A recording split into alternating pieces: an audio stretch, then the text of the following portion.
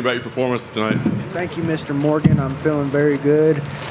Just a little bit swole up, but a lot of people when they fight him get carried out and shit. So I'm very happy.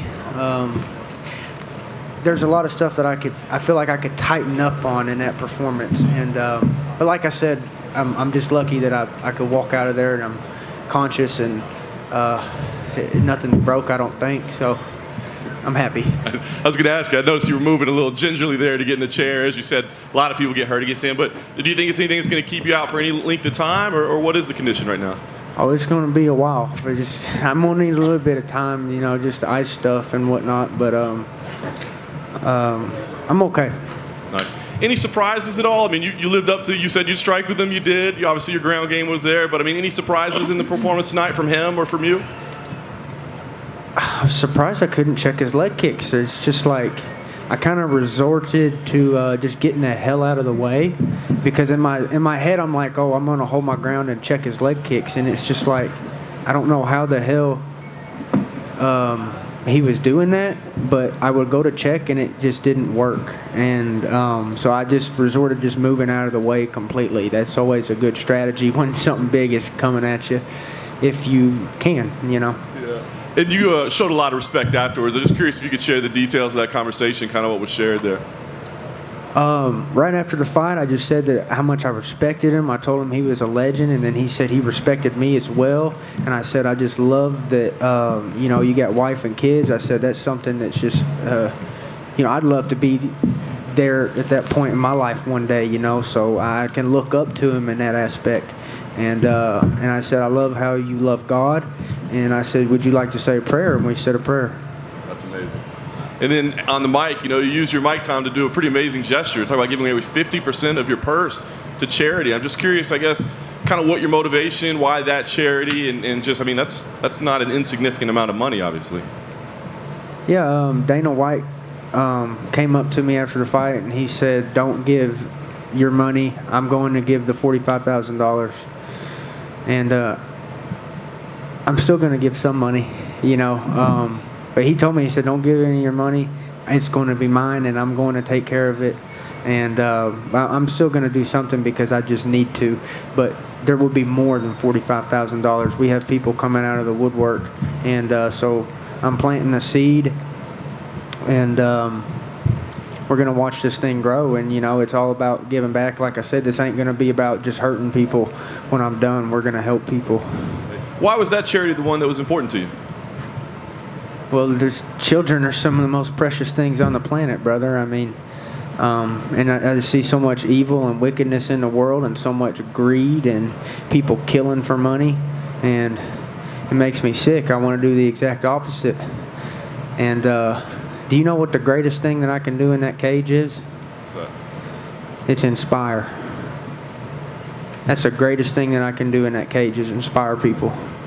And let me tell you why. Because me, by myself, I really can't do shit. My $45,000, when it comes to medical professions, really ain't shit. That shit's gone in one surgery. That shit's gone in a couple skin grafts. You see what I'm saying? But if I can inspire you, and you, and you, and you, and you, then it's limitless.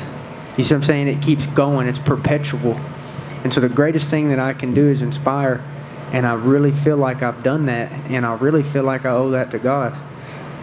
That's pretty amazing. So is this going to be kind of a core philosophy for the rest of your fighting career? Every time I fight, there will be children healed through the fight. Yeah. That's awesome.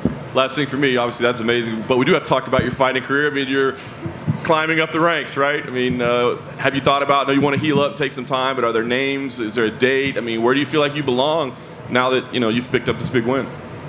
Well, I feel like I want a title shot, but, I'm just waiting in the lunch line. I'm not going to try to cut in the lunch line. I'm just doing everything that I got to do to earn my spot, and, obviously I'm going to say title shot if you ask me what I want.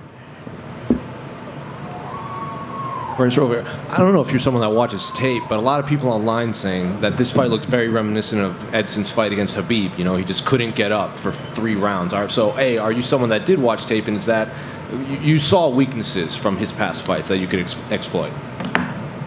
Yes, when you're watching an enemy, you need to, and he's no longer an enemy, by the way. He's my brother now. But in that cage, in that 15 minutes, he is the enemy, and yeah, you have to respect his strengths, and you have to know his weaknesses, and you have to know your strengths, and you have to know your weaknesses. Now that fight week is over. How was this whole fight week experience for you? You were pretty heavily included in the embeddeds. You got a big pop from the crowd. 20,000 people just watched you beat Edson Barboza. So now that it's over, how was fight week, this whole experience for you?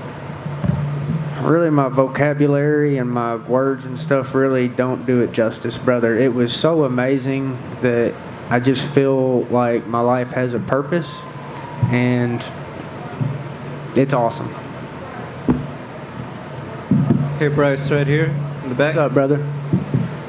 So I touched on a little bit during media day, but I want to ask you, you talked about one day you do want to see yourself, and you imagine yourself, what would it be like in those big fights, in the title fights, in the #1 contender fights?